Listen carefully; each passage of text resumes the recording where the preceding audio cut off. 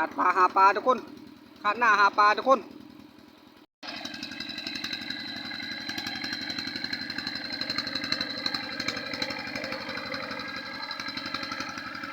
จำเป็นต้องเลือกข้างนี้ทุกคนกาบ่ได้ไปทางไหนต้องไปหน้าทุกคนเอ้ยหน้าบ่ทันแล้ว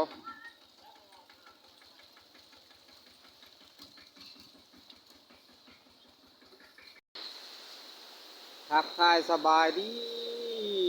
และสวัสดีมื้อนี้หวังว่าคิดว่าสิไปทางไหนทุกคนยังโมโหทางไปคนทุกคนเลยฝนแรงเลยฝนแรงมาก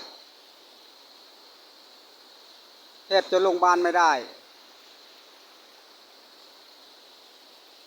นั่งดูฝนก่อนทุกคนฝนเศร้าก่อนจะไปหาถ้าคิดบ้านไหนกับโมโหหรือว่าสิไปลงไอเดียทางใดเบิ่งสภาพอากาศพายุฝนไม่ใช่พายุลมตอนนี้กะประมาณนี้ทุกคนเลยน้ำฝนทั้งนั้น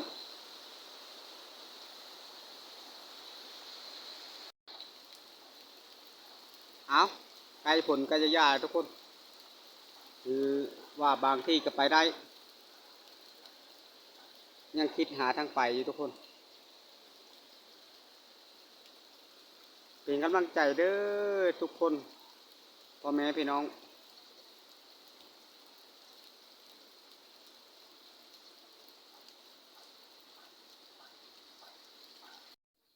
มาหอดจุดนี้ทุกคนหาเลิกทางไปทางไหนดีทุกคนไปทางนี้หรือว่าสิไปจุดนี้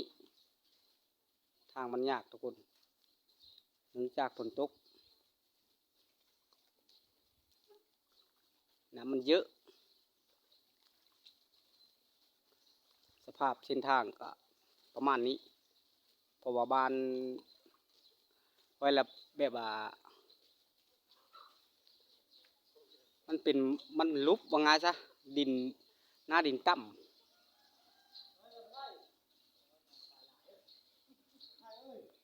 จำเป็นต้องเลือกข้างนี้ทุกคนกาบ่ได้ไปทางไหนต้องไปหน้าทุกคนเอ้ยหน้าบ่ทันแล้ว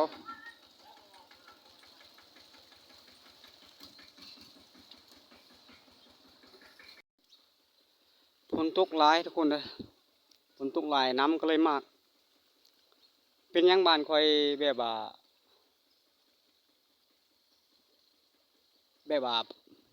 น้ำน่านน้ำน่านแห้งในตัวบ้านมันไงซะสาเหตุก็คือแบบว่าอุดมสมบูรณ์ทุกคนเลยแบบว่าบ้านก็มีต้นไม้แบบว่าอันยาม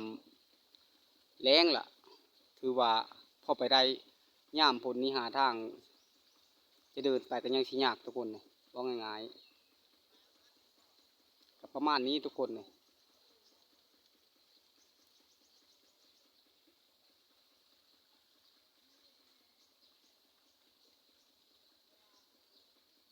ก็ขอโทษขออภัยทุกคนคลิปจะบ่ได้ไปทางใดทุกคนแล้วหน้าก่อนช่วงนี้ก็ยังเฮ็ดหน้าอยู่ทุกคนเลยยังเฮ็ดหน้าอยู่แล้วก็ไปทางไหนบ่ได้ทุกคนเลยก็คือว่าล่ะเขาก็เป็นลูกสองไห้เศร้าหน้าหาถ่ายคลิปแน่เฮ็ดหน้าแน่เป็นอะไรเนาะมีแต่มีเวลาทุกคนแล้วให้แล้วหน้าจึงไปทุกคนเลยขอโทษขออภัยเพื่อนๆที่รับชมแล้วก็พี่น้องที่ติดตามขอพักเป็นกำลังใจกันแล้วกัน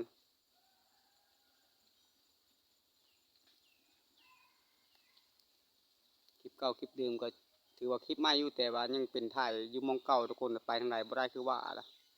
ยังอีกประมาณ2-3 วันก็อาจจะแล้วทุกคนหายหน้าก็ได้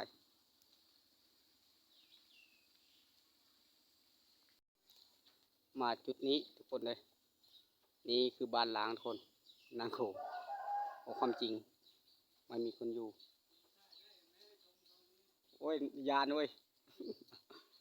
ยานอหลีทุกคนเลยแบบว่าบ่มีคนอยู่ก็สิบอกว่าหลายว่าประมาณนี้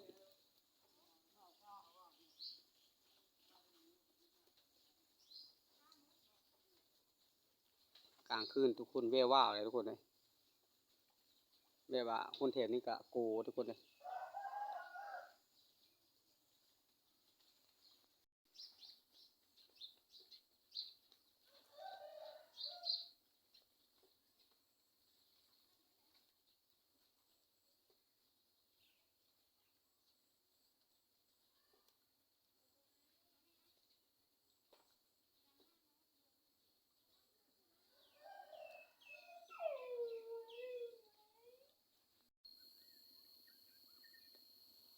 มืดฟ้ากำพลทุกคน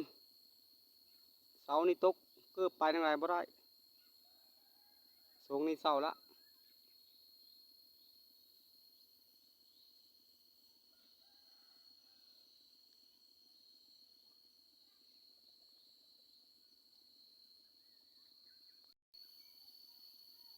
กะบอกว่าแต่บ้านทุกคนกลางบ้านขนาดทางไปหน้านี่ก็ประมาณนี้ทุกคนเลยได้ใส่เท้าบูทไปจึงเดินได้ทุกคนเฉพาะช่วงฤดูฝนตกทุกคนเลย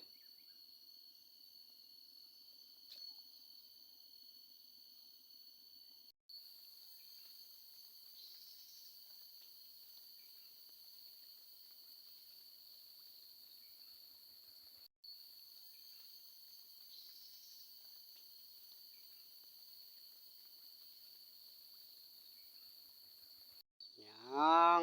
ยังประมาณ2-3 มื้อนี่ละอืมยังทางโพนบ่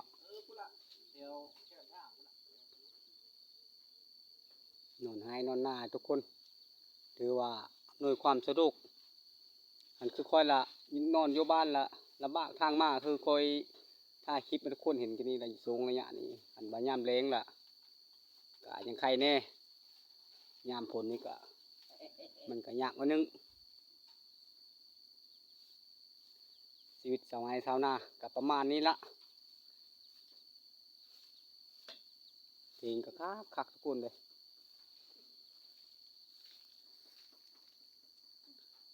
ทำงานบ้านก็มีให้มันมีความสะอาดเขาหน้าก็งามทุกคนเลยดำซะแล้วก็โอ้ตัวเขียวอ้วนตัวเพิ่นว่าเนาะแล้วละบ่ยังบ่แล้วอยู่ ไปนอนพุ่นบ่นี่บ่เออก็หลายคนแล้วทุกคนนะกันละก็หลายคนยังบ่ทันแล้วก็คือว่าละก็ประมาณนี้ละก็เกือบสิบ่มีทางไปทางใดยังบ่แล้วหน้าคือว่าละแล้วหน้าก็จะได้ขึ้นนักพุ่นละทางเมืองบูรพาไปแล้วขึ้นไปท้องเที่ยวกันนะพุ่นทุกคนนะขึ้นไปลินแถวบ้านเล่าวถึงเล่าวน้ำพุ่นละเล่าวถึงเล่าวลุงพุ่นละเนาะเดี๋ยวเป่าบูไทยพุ่นละตรงนี้ก็ขอโทษขออภัยทุกคนเลยที่ถ่ายแต่บรรยากาศเก่าๆจะเห็นอะไรเนาะมันไม่มีทางไปทุกคนเลยการบอลลุงผัดย่านพื้น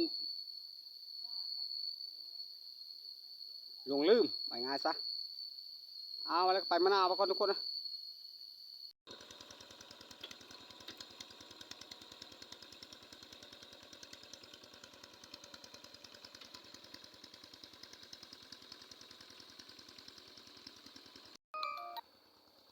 เอาให้เอาหน้ากับดำหน้าคือเก่าทุกคนหรือว่าคลิปเก่าทุกคนแต่คลิปใหม่อยู่แต่ว่าบรรยากาศคือเก่ามันบ่มีเวลาไปคือค่อยว่าแล้วทุกคนเลยมีแต่คลิปหน้าก็จะไปเนาะทุกคนเนาะไปแถวเนื้อไปแล้วทุกคนเลยถือประมาณนี้ละเอาผลการนำให้ดำหน้าก็ประมาณนี้ทุกคนดำแล้วก็งามแต่บริษัทปุ๋ยทุกคนฝุ่นธรรมชาติ รอลุ้นบัดยามเกี่ยวทุกคนเลยสิงามทำไรก็ได้แต่ช่วงนี้ก็ต้นดำไก่อยากสำเร็จแล้วยัง2 3 4 4 5 6ทุกคนเลยถือว่าประมาณ2 มื้อสำหรับหน้าเขาเลยทุกคนเลยโมเมนต์หน้าคอยได้คาดหน้าก็ได้ปลาทุกคนแย่ปะล่ะโอ้โหได้อาหารทุกคนเอาไปใส่ถุงกันแล้วไหมโอ้โห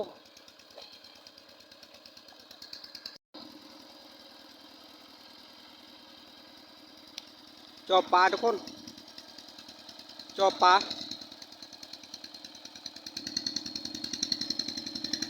ยังอีกตัวนึง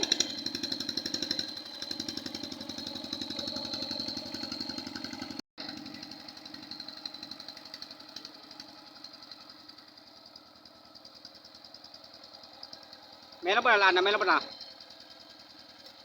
ทุกคนไล่จับเอาโอ้มันแล้วเปล่าเดี๋ยวตัวหน้าเปล่าโอ้โหมันโอ้ละถ่ายคลิปทุกคนเลยลูกชายเดี๋ยวจับปลาพอได้จักโตพอทุกคนลุ้น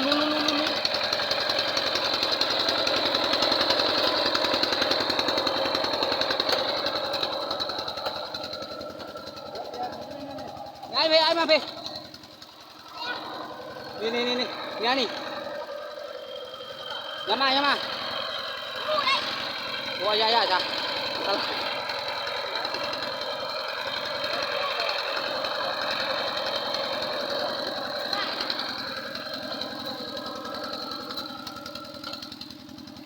ยังบ่เจอทุกคนยังบ่เจอปลาคออยู่คือว่ามือสังหารทุกคนไม่ได้ปะล่ะเบิ่งอ่ะ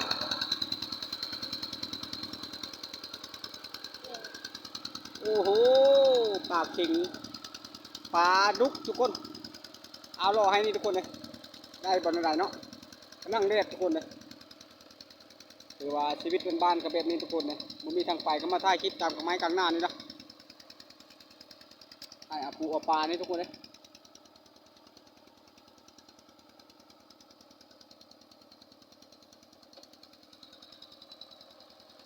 บรรยากาศก็ได้ทุกคน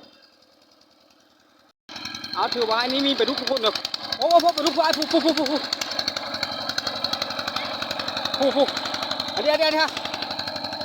ปูโอ้ทุกคนเลยปลาดุกไหนนี่ได้บอลได้กันลุ้นไปทำการทุกคน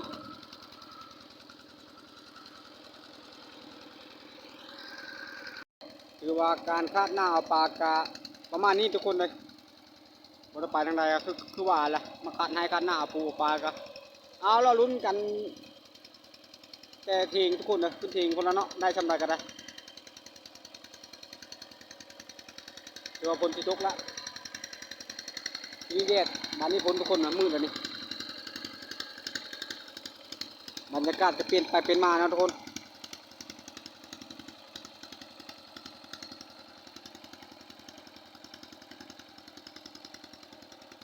ขึ้นไปเทงก่อนทุกคนเลยมานทำไรกะบาดลุได้ก่อนจึงขึ้นไปสรุปว่าสีได้ปลาอย่างแน่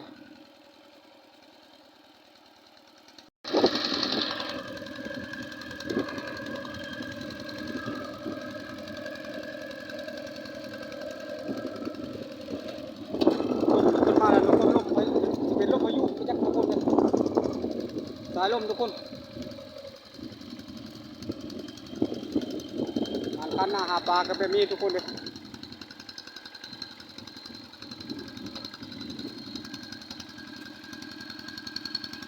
ชีวิตของพื้นบ้านแบบน้องกองหน้า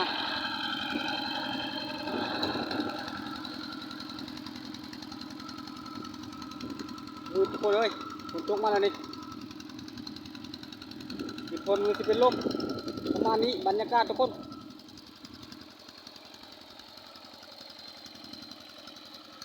ไอ้นี่ยังไม่ทันได้จะโตทุกคนเลย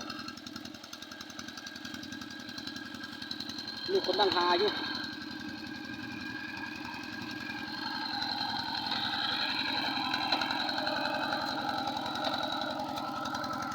ลุงใหญ่ลุงเลยลุงใหญ่ไหนได้ปะ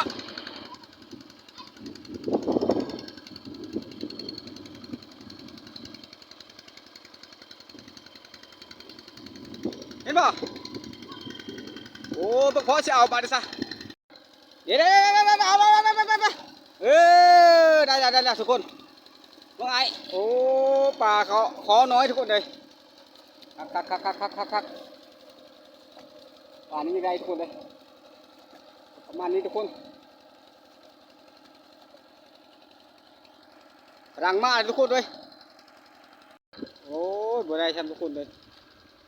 จะเข้าไปทางปลานั่นก็ได้น่าเสียดายบรรยากาศกับฝนกับสีมาแล้วทุกคนเลยปูมาแล้วฝนก็ได้ขึ้นระบาดเนี่ยขึ้นจริงๆระบาดนี่ทุกคนเลยน้ำมาแล้วก็มันกับบัวได้แล้วเนาะน้ำมากแล้วก็ได้